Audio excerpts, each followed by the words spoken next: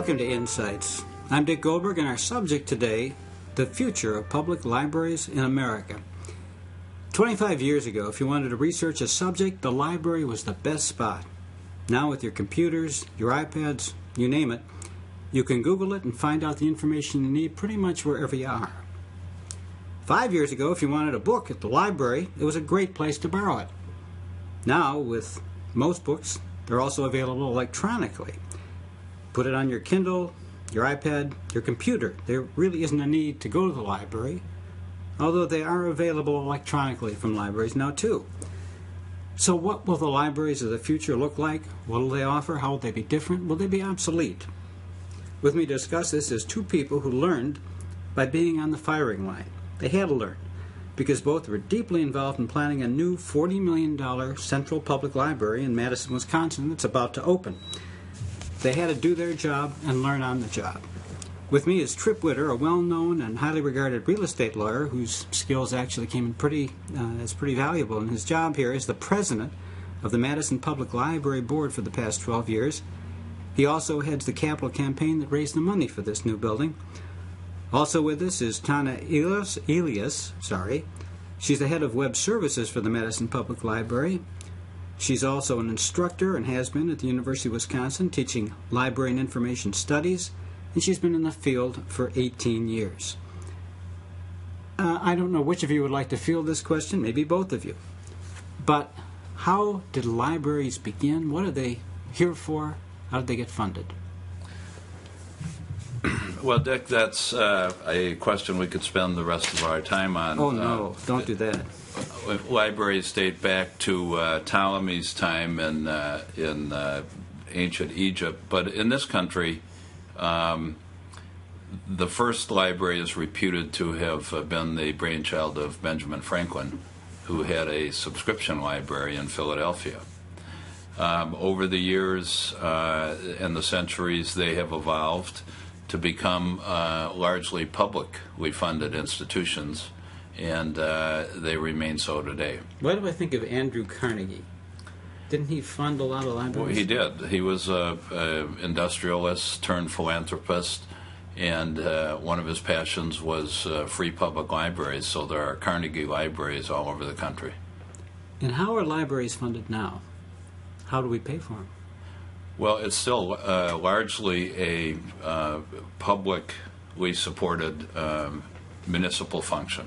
So city taxes pay for libraries? City taxes, largely. Now, as resources continue to be strained, there's more and more of a private element, but the lion's share of funding remains public funding.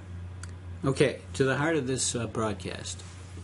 It would seem, and I think most people would think, public libraries are in decline given the alternatives now for getting your information. Are they in decline? Nationwide, they're not in decline. Public library use has increased nationwide in many larger urban public libraries and in many small libraries as well. I would say that use has changed. Circulation has continued to go up in many public libraries. Circulation being number books? Of checkouts. Really? Right? Yes. That doesn't make any sense, Tana. Libraries are expanding.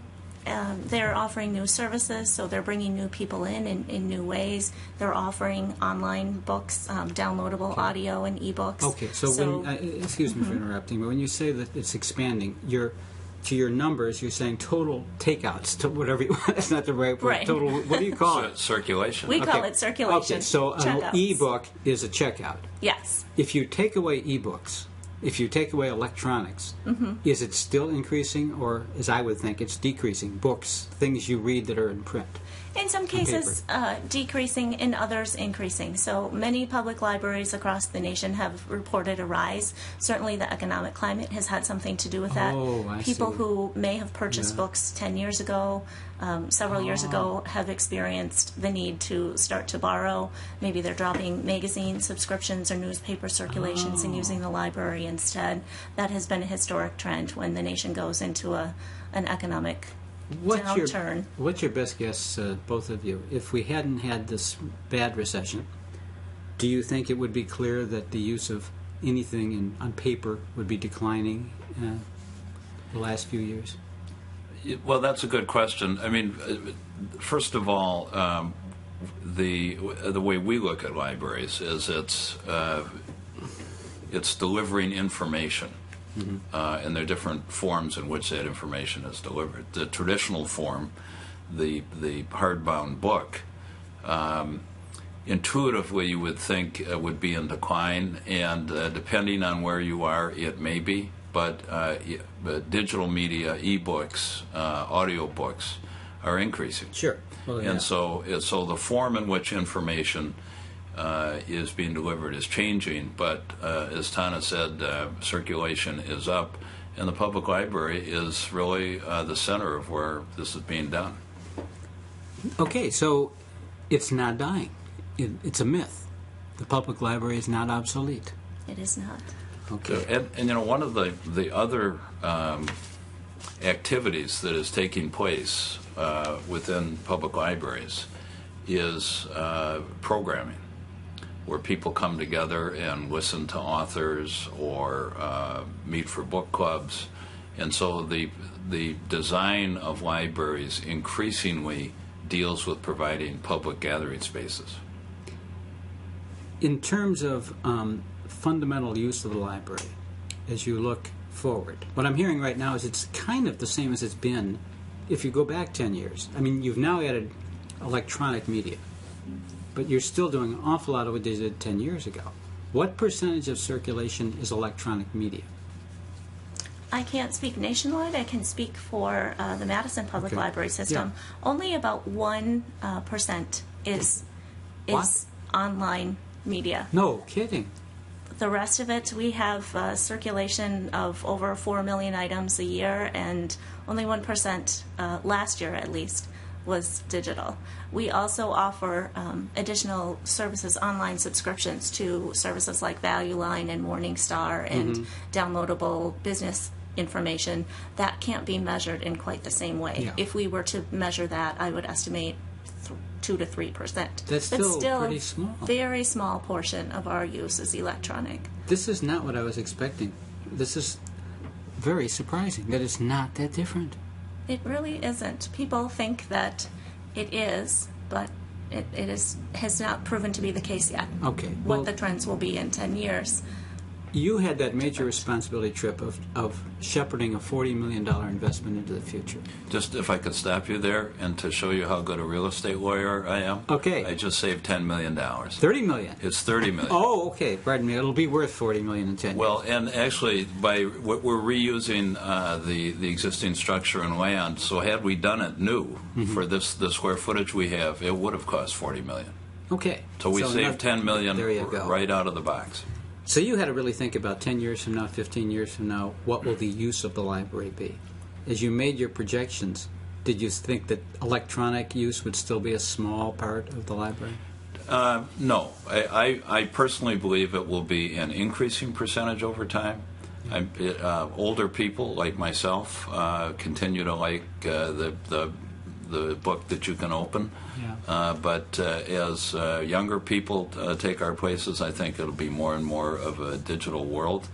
One of the things we did in the design of the library is all of the mechanical systems are in the floor, so that to the extent that we need to take out the stacks that have books and put in more computers and electronic media, we just pull plates out of the floor and plug in the computer. Pull out the books, put in the computer. Right. So our space has been designed to accommodate changes over the next 40 years.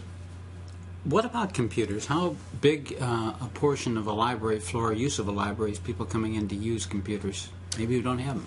I would say computer use is one of the top 3 primary functions. A recent consumer survey that we did in Madison has indicated that computer use and, even more importantly, internet access, so people bringing in their own computers, their own devices, and just hooking up to the wireless access. So we see more of that. Computer use is a very important purpose in a public library that wasn't important 10 years ago, or it was just becoming important. This might be small detail, but how many of the people who are coming into the library to get online or use a computer are bringing their own versus using yours?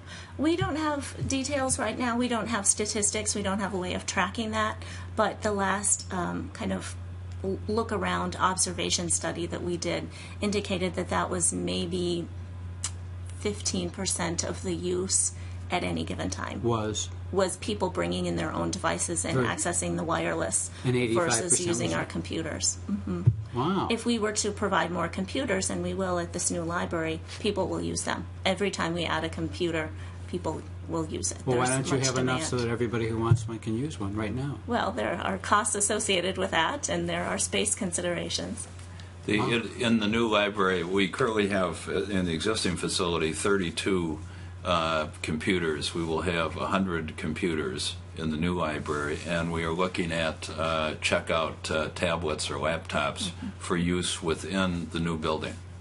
Oh, really? Right. So you'll have 100 plus those? Plus those that you can check out for use in the building. So the devices that will be available will be substantially increased. You know, an interesting, we've talked about this a little, Tripp, you and I, and we talked about community centers, the change to community centers. Is that your idea of where it's going, to become, instead of a library, a community center? Well, no, it's a nationwide trend, and certainly in our branch libraries, which is where we've spent the money the last 10 or 15 years, the demand for and use of the meeting and community spaces within those branches has gone up substantially. And just at the Central Library here, the old facility, which was very tired, we had nearly 500 meetings in the last year of full operation. Why the trend? Why are people demanding meeting space now more than 10 or 20 years ago? Well, there are a variety of reasons and users. There can be nonprofit groups that are looking for meeting space. There are sometimes lawyers looking for mediation rooms. Mm-hmm.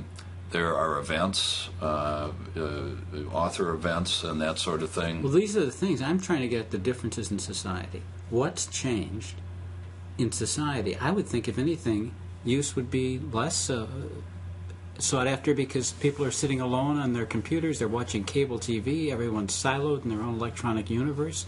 Why do they want to meet? Well, I mean, this is my own theory. I call it the Starbucks theory. I mean, Starbucks is like a cup of coffee and a newspaper. You can do that at home. Mm-hmm. So why do you go to Starbucks and spend $4.50 for a latte? I submit it's people want to be around other people. That's why movie theaters still exist. Mm-hmm. I mean, you can rent a movie and sit at home, so why do you come together and do something? There's something very fundamental about humans wanting to be together, even if they aren't directly interacting, if they're just doing the same thing independently. There's something fundamentally human about that, and I think libraries are responding to that very fundamental human need. I'm wondering, as things change, and they keep changing, and okay, I'm just making my own assumption. It has a lot to do with computers, iPhones, technology. How would that affect the importance of libraries in people's lives? Would it diminish the importance because people have access to all these tools? Would it increase the importance of a public library? In the profession, there's something called the third place, where you have home, you have work or school, and then you have the third place. And a lot of people in the profession, the library profession, are seeing the third place as a library because people do come together for the reasons that Tripp mentioned. Sure. People come together because of they want more than Facebook. They want more than their iPhone. They want more than sitting at home and watching television on their own. They come together to meet around common purposes. They want to maybe create a sense of community or a neighborhood that they've lost through moving or through being new to a community or for a variety of reasons. We also see that people are coming to libraries to not only use the space but to use the resources in a collaborative way. So people will come in a group to work on a project, or people will come in a couple to work on a resume or to work on a business plan. So they're coming, they're using the space, and they're using the resources at the same time. That's a great thing, I think. We do too. But I'm really interested in trends. and what's different.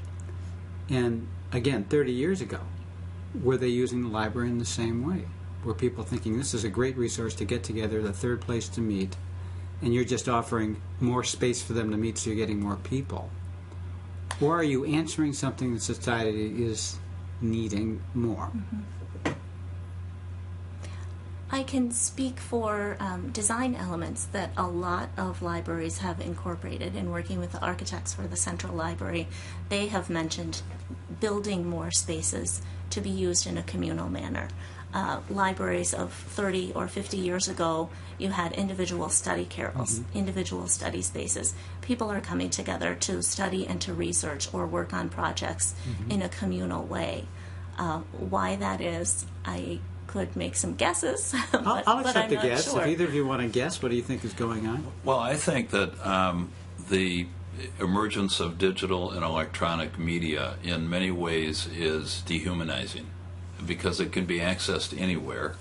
It doesn't require face-to-face communication. And I think there's something missing in that if that's all you do. And so I think it's back to this desire to be around other humans, engaging either in the same group activity in a space or in an independent activity where others are doing the same thing, but you're together with other people. Well, I do think your Starbucks case is a good one, because why are all the thousands of Starbucks thriving? Right. And their rise may parallel the need, and you're going to compete with Starbucks in a way as you get bigger.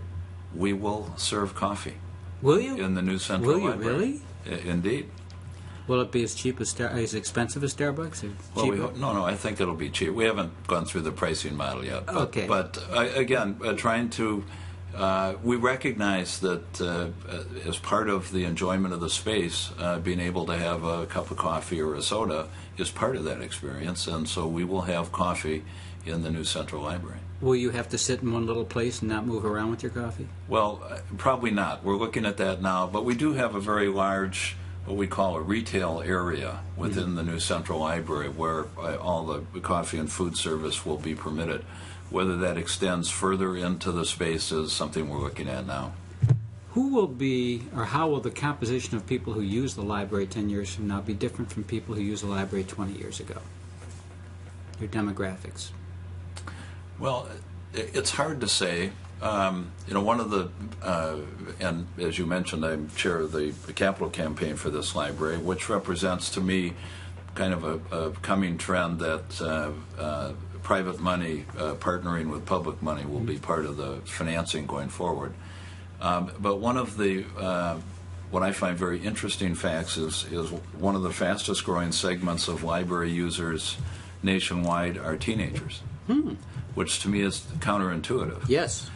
But one of the reasons is that, and our new library will be no exception, is we will have audio and video production facilities in the new dedicated teen area. There will be a dedicated teen area. And so these facilities will be there, and that is a high demand function for teenagers to do, to develop games, to do video term papers, collaborative things, music, and they'll be able to do it in the public library at no cost. You know, I think of a public library as a public good, that supposedly society benefits from having a library. How would we benefit from teens learning how to do videos? Because they're in the public library, and they may browse through the stacks. Okay. Or just being together in this very public space and observing what goes on around it is a start. Because neither of you have made a case why this is great for America to have public libraries. Why is it great for America? I think to use the teen example that we were just speaking of, not only are they in the libraries, but they're learning skills that they can take to future jobs. There are jobs creating videos. There are jobs creating music, working with sound systems. So they're learning something that's interesting them. They're learning something in an interactive way, and they're learning skills to help them in their future and even in their education, help them with their homework. Well, I'm being Olympic because I really mean for anybody. The 29-year-old woman who comes in the library to use your computer, or the 50-year-old man who comes to read magazines, how does that benefit society? Why do we have these institutions and pay for them publicly? Well, I mean, fundamentally, it appeals to having a literate citizenry, and anything that contributes to that is useful and a public good. Okay. In terms of the makeup of the people using it, my sense, at least of this library and my hunch nationally, is there's a trend toward being a little more generous to the disadvantaged in terms of services you're offering. Is that just my impression? Well, I don't know if it's trending that way. Clearly, the disadvantaged segment of the population does use the library, and they use it for a variety of reasons. Tana mentioned the access to the internet. Well, that's important for people looking for work, because virtually the only way you can apply for a job these days is online. If you don't have a computer and access to the internet, you're out of the system. And our central library is no exception. A lot of the disadvantaged folks do use it for that reason. They also use it for social media. That's how they stay in touch. Facebook. I think you had mentioned that in the new library you are going to have a service desk for the homeless. Well, not a desk, but we have designed the library in such a way that there will be a number of small meeting spaces. And on one of the floors we have 2 meeting rooms that are adjacent, and this was done intentionally in conjunction with some of the service providers, and they will have regular meeting hours in those meeting rooms. They are to assist the homeless? To assist, to provide them information on services and to connect them with what they need. You know, if you're providing a community center, this is a touchy subject, but when I visit New York or any large city, go to the library, it is a resource for people who are homeless. Mm-hmm. And if it's cold out or raining out, they go there and sit there.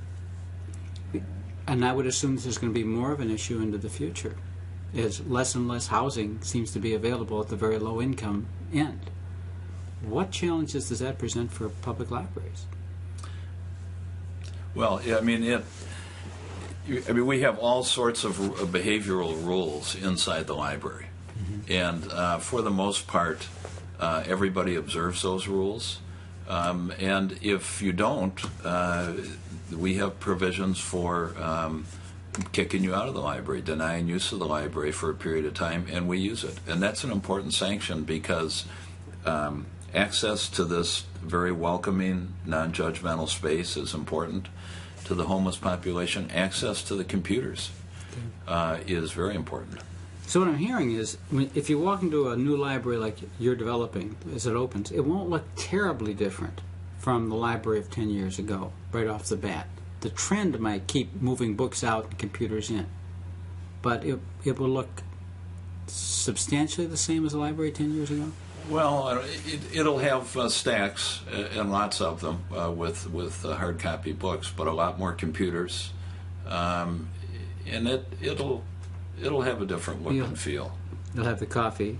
We'll have the coffee, and we'll have and the location of staff is we like to call them help desks now, instead of against the back wall, so they'll be spaced differently. So it will look different than a library of 10 or 15 years ago. And as you look 10 years ahead, is it going to be like an uphill struggle for those in the public library business to keep out in front? Is there a tidal wave financially against you? It is going to be more difficult. We've seen that already. In 2009, 40% of libraries, public libraries nationwide, reported flat or decreased funding. In 2011, that rose to 64%. So that's a trend that we're seeing on a nationwide basis, where we are being asked to provide additional services. Computers on top of books, e-books on top of regular books, additional programming, additional meeting room spaces, but without the additional funding to go along with that. When we have a new bestseller, we have to buy the e-book version and the print book version and the downloadable audio version, and that really depletes the amount of money that we can spend on new titles or on other resources. Well, Tana, I'm hearing a squeeze. If you have to offer people more to keep up and your funding is going down, how do you put that together? Well, I think most libraries would say they're trying to do more with less, like many businesses are. We also are really relying more on grants and, in some cases, on partnership ventures like a coffee shop or additional services. Some libraries charge for passports. Some libraries have developed... What's a passport? A passport? Yeah. You mean the library card? Right. Oh. No, not a library. A passport. A A real U.S. passport. Oh, I thought you meant like some to go use the libraries library. are passport stations. Oh, okay. So a little mix of commercial. Right. Trying to book sales, but new ways of providing book sales. One of our libraries actually has its own storefront space for selling books and makes a fair amount of money for our libraries. We're definitely relying more on foundations and other outside funding as state funding decreases and as city funding decreases. Okay. And in Madison, and it's true around the country, there is a dedicated private foundation, the Madison Public Library Foundation, that exists solely to support the library. And as time goes on, I think that that private component, along with the other things that Tana mentioned, will become increasingly important. The one thing that's reassuring, though, is that libraries in our community, and again, this is across the nation, I believe, enjoy very widespread public support. And Not Republican or Democrat? No. Both. It's both. It's one of those municipal services that's highly valued, and that's good both in terms of the chase for scarce public dollars, but also for private dollars. So I'm encouraged, given the very widespread support that libraries enjoy. And as you look to the future, again, I keep picking 10 years as a benchmark. Do you think that percentage of private versus public is going to rise in terms of supporting libraries? Keep rising? It probably will. It'll still be largely a public function. I think that's the expectation of the community, that this is a public service that should be publicly funded. But to the extent that private dollars can enhance that, that will benefit the libraries and, frankly, make the libraries more robust. One thing that's confused me is everything, it's supposed to be a free service, a library, right? But yet libraries charge for rentals of new books. They charge for rentals of some DVDs that are new movies. So what's that about? Well, in Wisconsin, we are not allowed to charge for anything that we can provide for free. So we, in having a rental collection, it's a convenience. It is money that goes back into our regular collection, but we also have to provide those same books for free. We are providing the rental copies as a convenience for people who don't want to wait on our 500-person hold list. That's a hook. I mean, that's basically you're charging, but if you want to wait 3 months, you can get the book. Right. Okay. We don't have anything in our rental collections that we don't also have in our free circulating collection. Is that true throughout the country, that rule tends to exist? I would say that's probably true for most public libraries, but I can't speak That for explains all. the rental of different things in libraries. Right, and we found that our rental video collection, or DVD collection, has not been used nearly as much now because of streaming media. So in some cases, those have been depleted or completely cut. And I know of several libraries who have stopped doing that because it's no longer a service that people are wanting due to online videos, Netflix and other, Redbox, the boxes that you see bet. around. Yeah. So what I'm hearing is, look at the library now and look at the electronics section, look at the general meeting rooms. These things will get bigger and bigger as a percentage of your public library. Mm-hmm. Mm-hmm. Look for incoming Starbucks type setups to make it have that feel. And as you look to the future, what scares you, if anything, about the future of libraries? And what excites you about the future? Well, to me, the scariest thing is the financial challenge. In my 12 years as president of the library board, the budget cycle is always a challenge.